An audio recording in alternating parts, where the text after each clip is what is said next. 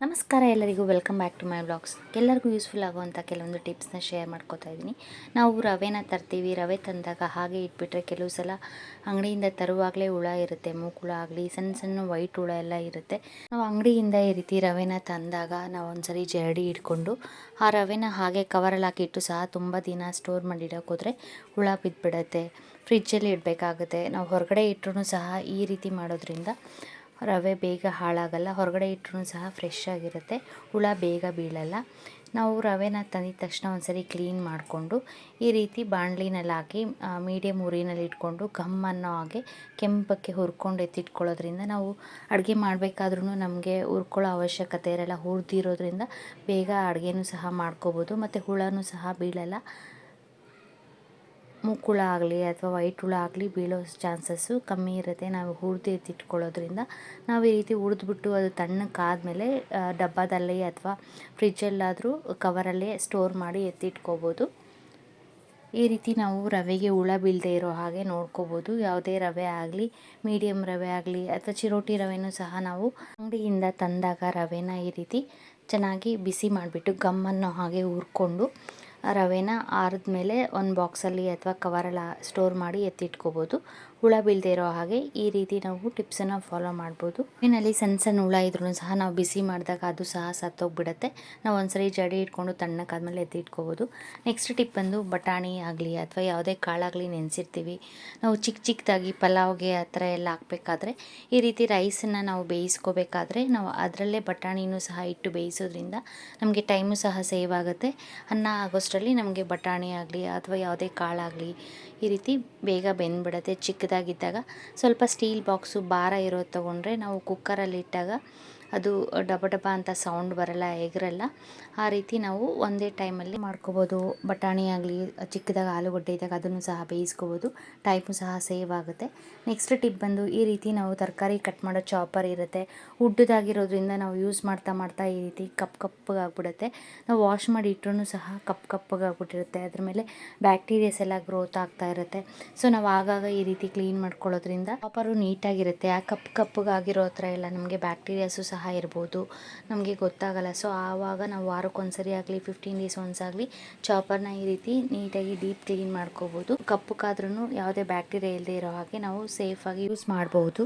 ನಾವು wood chopper ಎಷ್ಟೇ clean ಮಾಡಿಕೊಂಡ್ರೂ ಸಹ ನಾವು ಡೈಲಿ ಯೂಸ್ ಮಾಡೋದ್ರಿಂದ ಬ್ಲ್ಯಾಕ್ ಆಗೇ ಆಗಿಬಿಡುತ್ತೆ. ನಾವು ಯೂಸ್ ಮಾಡ್ತಾ ಮಾಡ್ತಾ ಹಳೇದಾಗ್ತಾ ಆಗ್ತಾ ಈ ರೀತಿ ಬ್ಲ್ಯಾಕ್ ಆಗಿಬಿಡುತ್ತೆ. ನಾನಿಲ್ಲಿ ವುಡ್ ಚಾಪರ್ ಮೇಲೆ ಒಂದು ಸ್ವಲ್ಪ ಸಾಲ್ಟನ್ನು ಸ್ಪ್ರೆಡ್ ಮಾಡಿದ್ದೀನಿ. ಫುಲ್ಲು ಎರಡೂ ಸೈಡು ನಾವು ಇದೇ ರೀತಿ ಉಪ್ಪನ್ನು ಹಾಕ್ಕೊಂಡು ಅದ್ರ ಮೇಲೆ ಒಂದು ಸ್ವಲ್ಪ ಬೇಕಿಂಗ್ ಸೋಡಾನು ಸಹ ಮಿಕ್ಸ್ ಮಾಡ್ಕೊತಾ ಇದ್ದೀನಿ. ನಾವು ಫಸ್ಟೇ ಉಪ್ಪು ಬೇಕಿಂಗ್ ಸೋಡಾನ ಎರಡೂ ಮಿಕ್ಸ್ ಮಾಡಿಬಿಟ್ಟು ಸಹ ಚಾಪರ್ ಮೇಲೆ ಹಾಕ್ಕೋಬೋದು. ಮತ್ತು ನಿಂಬೆಹಣ್ಣು ರಸ ತೊಗೊಂಡಿದ್ದೀನಿ. ನಿಂಬೆಹಣ್ಣು ರಸನ ಫುಲ್ಲು ಹಾಕ್ಕೊಂಡಿದ್ದಾದಮೇಲೆ ನಾನಿಲ್ಲಿ ನಿಂಬೆಹಣ್ಣು ಒಟ್ಟನ್ನು ತೊಗೊಂಡು ಫುಲ್ಲು ರಬ್ ಮಾಡ್ತಾಯಿದ್ದೀನಿ. ಈ ರೀತಿ ರಬ್ ಮಾಡಿ ಒಂದು 5 ನಿಮಿಷ ಬಿಟ್ಟು ನಾವು ಆಮೇಲೆ ನೀಟಾಗಿ ಚಾಕುವಿಂದ ಲೈಟಾಗಿ ನಾವು ಫುಲ್ಲಲ್ಲಿ ಎಲ್ಲೆಲ್ಲಿ ಬ್ಲ್ಯಾಕ್ ಆಗಿದೆಯೋ ಅಲ್ಲೆಲ್ಲ ರಬ್ ಮಾಡ್ಕೋಬೇಕಾಗುತ್ತೆ. ರಬ್ ಮಾಡಿಕೊಂಡು ಎರಡೂ ಸೈಡೂ ಸಹ ಇದೇ ರೀತಿ ಮಾಡಿಕೊಂಡು ವಾಶ್ ಮಾಡ್ಕೊಳ್ಳೋದ್ರಿಂದ ಸ್ವಲ್ಪ ಕಪ್ಪಕ್ಕಾಗಿರೋದು ಸಹ ಹೊರ್ಟೋಗ್ಬಿಡುತ್ತೆ ಮತ್ತು ನಮಗೆ ಅದರಲ್ಲಿರೋ ಬ್ಯಾಕ್ಟೀರಿಯಾಸ್ ಎಲ್ಲನೂ ಸಹ ಸತ್ತೋಗುತ್ತೆ. ಸೊ ನಾವೀಗ ಈ ರೀತಿ ನಾವು ಆಗಾಗ ಕ್ಲೀನ್ ಮಾಡ್ಕೋತಾ ಇರಬೇಕು ಚಾಪರ್ನ. ವೀಕ್ಲಿ ಒನ್ಸ್ ಆದರೂ ಈ ರೀತಿ ಡೀಪ್ ಕ್ಲೀನ್ ಮಾಡ್ಕೊಳ್ಳೋದ್ರಿಂದ ಚಾಪರು ನೀಟಾಗಿರುತ್ತೆ. ನಾನಿಲ್ಲಿ ಫುಲ್ಲು ನಿಂಬೆಹಣ್ಣು ರಸ ಹಾಕ್ಕೊಂಡು ಫುಲ್ ರಬ್ ಮಾಡ್ಕೋತಾ ಇದ್ದೀನಿ. ಉಜ್ಕೊಂಡಿದ್ದಾದಮೇಲೆ ನಾವು ಬೇಕು ಅಂದರೆ ನಿಂಬೆಹಣ್ಣು ಒಟ್ಟಿಂದ ಅಲ್ದಿರ ಯಾವುದಾದ್ರೂ ಸಾಫ್ಟಾಗಿರೋ ನಾರು ತೊಗೊಂಡು ಸಹ ಉಜ್ಕೋಬೋದು. ಉಪ್ಪು, ಸೋಡಾ ಮತ್ತು ನಿಂಬೆಹಣ್ಣು ರಸ ಹಾಕಿರೋದ್ರಿಂದ ಅದರಲ್ಲಿರೋ ಬ್ಯಾಕ್ಟೀರಿಯಾಸು ಸಹ ಸತ್ತೋಗುತ್ತೆ. ಈ ಸೈಡಲ್ಲೂ ಸಹ ನೋಡಿ ಕಪ್ಪಗಾಗ್ಬಿಟ್ಟಿದೆ. ನಾವು ಒಂದು ಸೈಡ್ ರಬ್ ಮಾಡ್ಕೊಂಡಿದ್ದಾದಮೇಲೆ ಇನ್ನೊಂದು ಸೈಡು ಸಹ ಅದೇ ರೀತಿ ಉಪ್ಪು ಮತ್ತು ಬೇಕಿಂಗ್ ಸೋಡಾನ ಫುಲ್ಲು ಸ್ಪ್ರೆಡ್ ಮಾಡಿಕೊಂಡು ಸ್ವಲ್ಪ ನಿಂಬೆಹಣ್ಣು ರಸ ಹಾಕ್ಕೊಂಡು ಅದ್ರ ಮೇಲೆ ನೀಟಾಗಿ ರಬ್ ಮಾಡ್ಕೋತಾ ಇದ್ದೀನಿ. ಎರಡೂ ಸೈಡು ಇದೇ ರೀತಿ ಕ್ಲೀನ್ ಮಾಡಿಕೊಂಡು ಸೈಡಲ್ಲೂ ಸಹ ನಾವು ಉಪ್ಪೆಲ್ಲ ಹಾಕಿರ್ತೀವಲ್ಲ ಆ ಉಪ್ಪಿಂದ ರಬ್ ಮಾಡಿಕೊಂಡು ನಿಂಬೆಹಣ್ಣು ಒಟ್ಟಿಂದ ನೀಟಾಗಿ ಉಜ್ಕೊಂಡು ನಾವು ನೀಟಾಗಿ ವಾಶ್ ಮಾಡಿಕೊಂಡ್ರೆ ಚಾಪ್ ಬೋರ್ಡಲ್ಲಿರೋ ಬ್ಯಾಕ್ಟೀರಿಯಾಸ್ ಎಲ್ಲ ಸತ್ತೋಗುತ್ತೆ, ನೀಟಾಗಿರುತ್ತೆ. ವೆಜಿಟೇಬಲ್ ಕಟ್ಟರು ನಿಂಬೆಹಣ್ಣಿಂದ ಫುಲ್ಲು ಉಜ್ಕೊಂಡಿದ್ದಾದಮೇಲೆ ಉಪ್ಪು, ಸೋಡಾ ಹಾಕಿರ್ತೀವಲ್ಲ ಅದೆಲ್ಲ ಉಜ್ಕೊಂಡು ಚೆನ್ನಾಗಿ ರಬ್ ಮಾಡ್ಕೊಂಡಿದ್ದಾದಮೇಲೆ ನಾವು ಒಂದು ಸ್ವಲ್ಪ ಚಾಕು ತೊಗೊಂಡು ಲೈಟಾಗಿ ಎಲ್ಲೆಲ್ಲಿ ಬ್ಲ್ಯಾಕ್ ಆಗಿದೆಯೋ ಅಲ್ಲೆಲ್ಲ ಮೇಲೆ ಮೇಲೇ ಆ ಕಪ್ಪಗೆ ಇರೋದು ಬರುತ್ತಾ ಅಂತ ಉಜ್ಜಿ ಟ್ರೈ ಮಾಡಬೇಕು. ಆ ಕಪ್ಪಕ್ಕಿರೋದೆಲ್ಲ ಲೈಟಾಗಿ ಹೊರ್ಟೋಗ್ಬಿಡುತ್ತೆ. ತುಂಬ ಫುಲ್ಲು ಉಡ್ಡೆಲ್ಲ ಕಪ್ಪಗಾಗಿದ್ರೆ ಅದು ಹೋಗಲ್ಲ. ಮೇಲೆ ಏನಾದರೂ ಬೂಸ್ಟ್ ಥರ ಬಂದು ಕಪ್ಪಗೆ ಏನಾದರೂ ಇದ್ದರೆ ಅದೆಲ್ಲ ಹೊರ್ಟೋಗ್ಬಿಡುತ್ತೆ. ಅಂದರೆ ತುಂಬ ಜೋರಾಗಿ ಪ್ರೆಸ್ ಮಾಡಿ ಉಜ್ಜೋಕೆ ಹೋದರೆ ಉಡ್ಡೆಲ್ಲ ಎದ್ದು ಬಂದುಬಿಡುತ್ತೆ. ಅಲ್ಲ, ಮೇಲೆ ನಾವು ಉಜ್ಕೋಬೇಕು.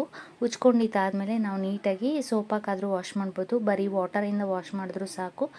ಆಲ್ರೆಡಿ ನಾವು ಉಪ್ಪು ಮತ್ತು ಬೇಕಿಂಗ್ ಸೋಡಾ ಹಾಕಿರೋದ್ರಿಂದ, ನಿಂಬೆಹಣ್ಣು ರಸ ಹಾಕಿರೋದ್ರಿಂದ ಅದೇ ಕ್ಲೀನಿಂಗ್ ಏಜೆಂಟಾಗಿ ವರ್ಕ್ ಆಗುತ್ತೆ. ನೀಟಾಗಿ ಸಹ ಕ್ಲೀನ್ ಆಗುತ್ತೆ. ನಾನಿಲ್ಲಿ ಫುಲ್ಲು ಉಜ್ಕೊಂಡಿದ್ದಾದಮೇಲೆ ಚಾಕುವಿಂದ ಲೈಟಾಗಿ ನೋಡಿ ಈ ರೀತಿ ರಬ್ ಮಾಡ್ಕೋತಾ ಇದ್ದೀನಿ. ಎಲ್ಲೆಲ್ಲಿ ಬ್ಲ್ಯಾಕ್ ಆಗಿದೆಯೋ ಅಲ್ಲೆಲ್ಲ ರಬ್ ಮಾಡಿಕೊಂಡು ವಾಶ್ ಮಾಡ್ಕೋತೀನಿ. ವಾಶ್ ಮಾಡ್ಕೊಂಡಿದ್ದಾದಮೇಲೆ ಉಟ್ಟಾಗಿರೋದ್ರಿಂದ ತುಂಬ ವೆಟ್ಟಾಗಿಬಿಟ್ಟಿರುತ್ತಲ್ಲ, ಸೊ ಅದನ್ನು ಸ್ವಲ್ಪ ಮೇಲೆ ಎಲ್ಲ ಎರಡೂ ಸೈಡು ಬಿಸಿ ಮಾಡ್ಕೋಬೇಕು. ಸ್ಟವ್ ಮೇಲೆ ಇಟ್ಟು ಬಿಸಿ ಮಾಡಿಕೊಂಡ್ರೆ ವುಡ್ ಚಾಪರು ನೀಟಾಗಿ ಕ್ಲೀನ್ ಆಗುತ್ತೆ. ಈ ರೀತಿ ನಾವು ಆಗಾಗ ವುಡ್ ಚಾಪರ್ನ ಕ್ಲೀನ್ ಮಾಡ್ಕೋತಾ ಇದ್ದರೆ ಬ್ಯಾಕ್ಟೀರಿಯಾಸಿಂದ ಸೇಫ್ ಆಗಿರ್ಬೋದು ಮತ್ತು ಚಾಪರು ಸಹ ನೀಟಾಗಿ ಮೇಂಟೈನ್ ಮಾಡ್ಬೋದು. ಎರಡೂ ಸೈಡು ಇದೇ ರೀತಿ ನಾನು ಕ್ಲೀನ್ ಮಾಡಿಕೊಂಡು ನೋಡಿ ಎಷ್ಟು ಕಪ್ಪಕ್ಕೆ ಎಲ್ಲ ಬರ್ತಾಯಿದೆ. ಲೈಟಾಗಿ ನಾವು ಚಾಕುವಿಂದ ರಬ್ ಮಾಡೋದ್ರಿಂದ ಆ ಕಪ್ಪಗಾಗಿರೋದೆಲ್ಲ ಎದ್ದೇಳುತ್ತೆ. ಸೈಡಲ್ಲಿ ಇರೋದೆಲ್ಲ ಬೇಗ ಬಂದುಬಿಡುತ್ತೆ.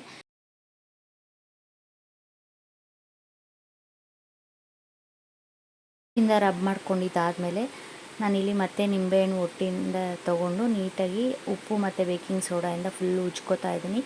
ಸುತ್ತೂ ಉಜ್ಕೊಂಡು ನಾವು ವಾಶ್ ಮಾಡಿಕೊಂಡ್ರೆ ಚಾಪರು ಕ್ಲೀನ್ ಆಗುತ್ತೆ. ನಾವು ಟೈಲ್ಸ್ ಮೇಲೆ ಈ ರೀತಿ ಉಜ್ಕೊಂಡಿರೋದ್ರಿಂದ ಕೆಳಗಡೆ ಟೈಲ್ಸ್ ಎಲ್ಲ ಉಪ್ಪು ಸೋಡಾ ಹಾಕಿ ಮತ್ತು ನಿಂಬೆಹಣ್ಣು ರಸ ಎಲ್ಲ ಬಿದ್ದಿರುತ್ತಲ್ಲ, ಆ ಟೈಲ್ಸು ಸಹ ನೀಟಾಗಿ ಕ್ಲೀನ್ ಆಗುತ್ತೆ. ಬಟ್ಟೆ ತೊಗೊಂಡು ಒರೆಸ್ಕೊಂಡ್ರೆ ಟೈಲ್ಸು ಸಹ ಕ್ಲೀನ್ ಮಾಡ್ಕೋಬೋದು. ನೋಡಿ ವಾಶ್ ಮಾಡಿದ್ಮೇಲೆ ಚಾಪರ್ ಈ ರೀತಿ ಆಗಿದೆ. ಆದರೂ ಸಹ ತುಂಬ ಬ್ಲ್ಯಾಕ್ ಆಗಿರೋದೆಲ್ಲ ಹೋಗಲ್ಲ. ವುಡ್ ಚಾಪರ್ ಆಗಿರೋದ್ರಿಂದ ನಾನಿಲ್ಲಿ ಉಜ್ಕೊಂಡು ವಾಶ್ ಮಾಡ್ಕೊಂಡಿದ್ದಾದಮೇಲೆ ಒಂದು ಸರಿ ಈ ರೀತಿ ಲೈಟಾಗಿ ಬಿಸಿ ಮಾಡ್ಕೋತಾ ಇದ್ದೀನಿ ಎರಡೂ ಸೈಡೂ. ನಾವು ಬಿಸಿ ಮಾಡಿದಾಗ ಅದು ಫುಲ್ ಡ್ರೈ ಆಗಿಬಿಡುತ್ತೆ. ತುಂಬ ಬಿಸಿ ಮಾಡೋದೇನು ಬೇಡ. ಚಾಪನ್ನು ಎರಡೂ ಸೈಡು ಸುತ್ತು ಈ ರೀತಿ ಟರ್ನ್ ಮಾಡಿಕೊಂಡು ಬಿಸಿ ಮಾಡ್ಕೋತಾ ಇದ್ದರೆ ಆ ತೇವ ಎಲ್ಲ ಡ್ರೈ ಆಗಿಬಿಡುತ್ತೆ. ಈ ರೀತಿ ನಾವು ನೀಟಾಗಿ ತರಕಾರಿ ಕಟ್ ಮಾಡೋ ಚಾಪರ್ನ ಆಗಾಗ ಕ್ಲೀನ್ ಮಾಡ್ಕೋತಾ ಇದ್ದರೆ ನೀಟಾಗಿರುತ್ತೆ. ನನ್ನ ಚಾಪರ್ ನಾನು ತುಂಬ ದಿನ ಆಗಿತ್ತು, ಸೋಪಿಂದ ಯಾವಾಗಲೂ ವಾಶ್ ಮಾಡ್ತಾಯಿದ್ದೆ. ಈ ರೀತಿ ಆವಾಗವಾಗ ಕ್ಲೀನ್ ಮಾಡ್ತಾ ಇರಲಿಲ್ಲ, ಡೀಪ್ ಕ್ಲೀನು. ಈ ರೀತಿ ನಾವು ಆಗಾಗ ಕ್ಲೀನ್ ಮಾಡ್ಕೋತಾ ಇದ್ದರೆ ಬ್ಲ್ಯಾಕ್ ಆಗೋದು ಸಹ ಕಂಟ್ರೋಲ್ ಮಾಡ್ಬೋದು ಅನಿಸುತ್ತೆ. ಈ ಟಿಪ್ಸು ನಿಮಗೆಲ್ಲರಿಗೂ ಯೂಸ್ಫುಲ್ ಆಗ್ಬೋದು ಅಂದ್ಕೊಂಡಿದ್ದೀನಿ. ನೆಕ್ಸ್ಟ್ ಟಿಪ್ ಬಂದು ವಾಟರ್ ಬಾಟಲು. ನಾವು ಯಾವಾಗಲೂ ವಾಟರ್ ಬಾಟ್ಲ್ ಯೂಸ್ ಮಾಡ್ತಾ ಇರ್ತೀವಿ. ಒಳಗಡೆ ಎಲ್ಲ ತುಂಬ ಬ್ಯಾಕ್ಟೀರಿಯಾಸು ಸಹ ಇರುತ್ತೆ. ನಾವು ಡೈಲಿ ವಾಟರ್ ತೊಗೊಂಡು ಹೋಗ್ತಾ ಇರೋದ್ರಿಂದ ಒಳಗಡೆ ಕೈ ಹಾಕಿ ವಾಶ್ ಮಾಡೋಕ್ಕಾಗಲ್ಲ. ಸೊ ಅದಕ್ಕೆ ನಾವು ಈ ರೀತಿ ಕ್ಲೀನ್ ಮಾಡಿಕೊಂಡ್ರೆ ವಾಟರ್ ಬಾಟ್ಲು ನೀಟಾಗಿರುತ್ತೆ. ಹೊಸ ವಾಟರ್ ಬಾಟ್ಲು ತಂದಾಗಲೂ ಸಹ ಒಳಗಡೆ ಒಂಥರ ಸ್ಮೆಲ್ ಇರುತ್ತೆ, ನಮಗೆ ಪ್ಲಾಸ್ಟಿಕ್ ಸ್ಮೆಲ್ ಥರ ಇರುತ್ತೆ. ಸೊ ಅದನ್ನು ಸಹ ನಾವು ಈ ರೀತಿ ನೀಟಾಗಿ ಕ್ಲೀನ್ ಮಾಡ್ಕೋಬೋದು.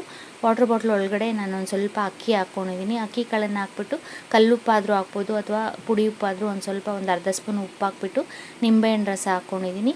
ನಿಂಬೆಹಣ್ಣು ರಸ ಬದಲು ನೀವು ವಿನೆಗರ್ ಇದ್ದರೆ ವಿನೆಗರು ಸಹ ಹಾಕ್ಕೋಬೋದು. ನಿಂಬೆಹಣ್ಣು ರಸ ಹಾಕ್ಬಿಟ್ಟು ನಾನಿಲ್ಲಿ ಸ್ವಲ್ಪ ಬಿಸಿ ನೀರು ಹಾಕ್ಕೋತಾ ಇದ್ದೀನಿ. ಬಿಸಿ ಮಾಡಿಬಿಟ್ಟು ನೀರನ್ನು ಹಾಕಿ ನಾನು ಒಂದು 2 ನಿಮಿಷ ಹಾಗೆ ಬಿಡ್ತಾಯಿದ್ದೀನಿ ವಾಟರ್ ಬಾಟ್ಲಲ್ಲಿ. ಆ ಬಿಸಿಗೆ ಅದರಲ್ಲಿರೋ ಗಲೀಜೆಲ್ಲ ಎದ್ದು ಬರುತ್ತೆ ಅಂತ ಈ ರೀತಿ ಚೆನ್ನಾಗಿ ಬಿಸಿ ನೀರು ಹಾಕ್ಬಿಟ್ಟು ಚೆನ್ನಾಗಿ ಶೇಕ್ ಮಾಡಿ ಒಂದು 2 ನಿಮಿಷ ಬಿಟ್ಬಿಡಿ. ಬಿಟ್ಟಾದಮೇಲೆ ನೀಟಾಗಿ ವಾಶ್ ಮಾಡಿಕೊಂಡ್ರೆ ಆ ಕೆಳಗಡೆ ಏನಾದರೂ ಪಾಚಿ ಕಟ್ಟಿರೋದು ಅಥವಾ ವಾಟರ್ ಬಾಟ್ಲಲ್ಲಿ ನಾವು ಯಾವಾಗಲೂ ಯೂಸ್ ಮಾಡ್ತಾ ಇರೋದ್ರಿಂದ ಒಂಥರ ಆಗಿಬಿಟ್ಟಿರುತ್ತೆ. ಒಳಗಡೆ ಎಲ್ಲ ಕೆಳಗಡೆ ನಾವು ಕೈ ಹಾಕಿ ತೊಳೆಯೋಕ್ಕಾಗಲ್ವಲ್ಲ, ಅದೆಲ್ಲ ನೀಟಾಗಿ ಎದ್ದು ಬಂದುಬಿಡುತ್ತೆ.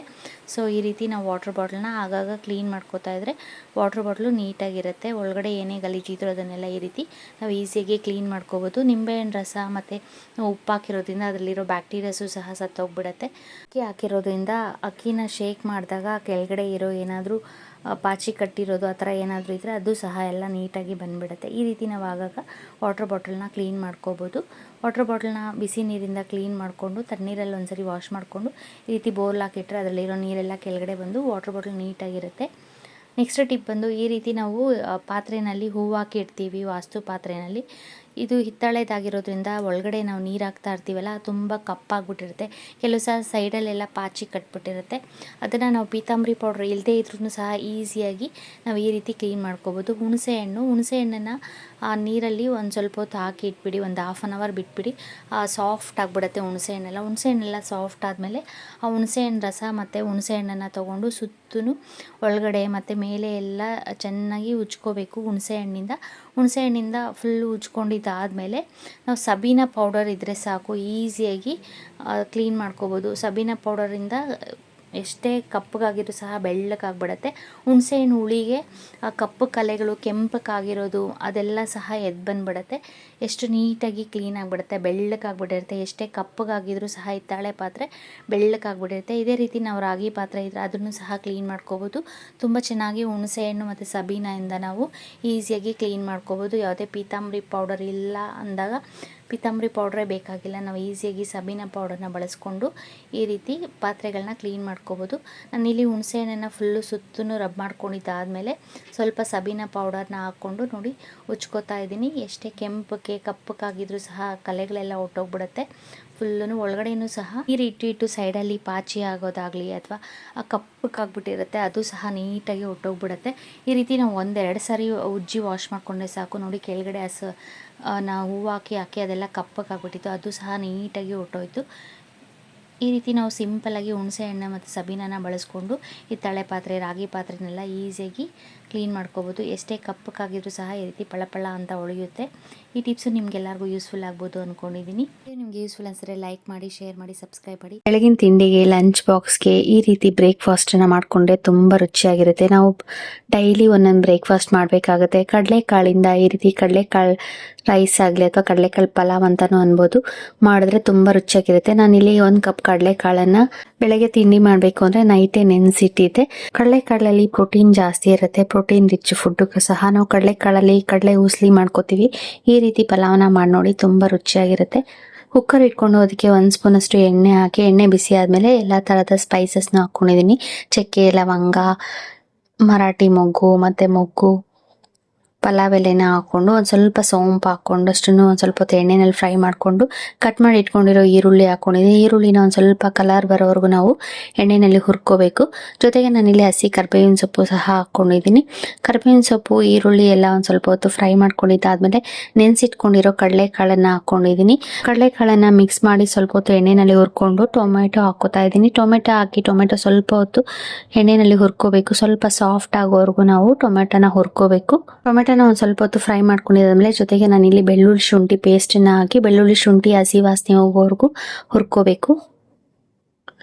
ಬೆಳ್ಳುಳ್ಳಿ ಶುಂಠಿ ಪೇಸ್ಟನ್ನ ಹಸಿ ವಾಸನೆ ಹೋಗೋವರೆಗೂ ಹುರ್ಕೊಂಡಿದ್ದಾದಮೇಲೆ ಇದಕ್ಕೆ ನಾನಿಲ್ಲಿ 1 ಸ್ಪೂನಷ್ಟು ಅರಿಶಿನ ಪುಡಿ ಹಾಕ್ಕೋತಾ ಇದ್ದೀನಿ. ಸ್ವಲ್ಪ ಅರಿಶಿನ ಪುಡಿ ಹಾಕ್ಕೊಂಡು ಖಾರಕ್ಕೆ ಅಂತ ನಾನು 1.5 ಸ್ಪೂನಷ್ಟು ಖಾರದ ಪುಡಿ ಹಾಕ್ಕೋತಾ ಇದ್ದೀನಿ.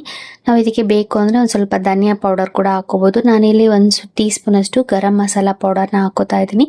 ಧನಿಯಾ ಪೌಡರ್ನು ಸಹ ಹಾಕ್ಕೋಬೋದು ಬೇಕು ಅಂದರೆ.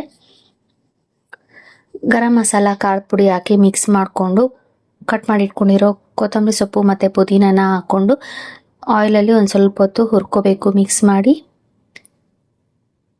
ಕೊತ್ತಂಬರಿ ಪುದೀನನ ಒಂದು ಸ್ವಲ್ಪ ಹೊತ್ತು ಎಣ್ಣೆಯಲ್ಲಿ ಮಿಕ್ಸ್ ಮಾಡಿ ಹುರ್ಕೊಂಡಿದ್ದಾದಮೇಲೆ ಇದಕ್ಕೆ ನಾನು ನೆನೆಸಿಟ್ಕೊಂಡಿರೋ ಅಕ್ಕಿ ಹಾಕ್ಕೋತಾ ಇದ್ದೀನಿ. ನಾನಿಲ್ಲಿ 2 ಲೋಟ ಅಕ್ಕಿನ ತೊಳೆದು ಒಂದು 5 ನಿಮಿಷ ನೆನೆಸಿಟ್ಕೊಂಡಿದ್ದೆ.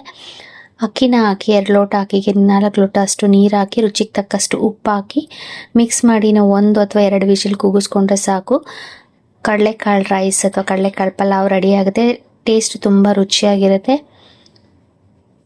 ಒಂದ್ಸರಿ ಮಾಡಿದ್ರೆ ನಾವು ಮತ್ತೆ ಇನ್ನೊಂದ್ಸಲಿ ಮಾಡಿ ತಿನ್ನಬೇಕು ಅನಿಸುತ್ತೆ, ಅಷ್ಟು ರುಚಿಯಾಗಿರುತ್ತೆ ಕಡಲೆಕಾಳು ರೈಸ್ ಅಥವಾ ಕಡಲೆಕಾಳು ಪಲಾವ್. ಕಡಲೆಕಾಳನ್ನ ನೆನೆಸ್ಬಿಟ್ಟು ನಾವು ಹುಳಿನೂ ಸಹ ಮಾಡ್ಕೋಬೋದು ಅಥವಾ ಮೊಳಕೆ ಕಟ್ಬಿಟ್ಟು ಅದನ್ನ ಪಲ್ಯ ಮಾಡ್ಕೊಂಡು ತಿಂದ್ರೂ ಸಹ ತುಂಬ ರುಚಿಯಾಗಿರುತ್ತೆ.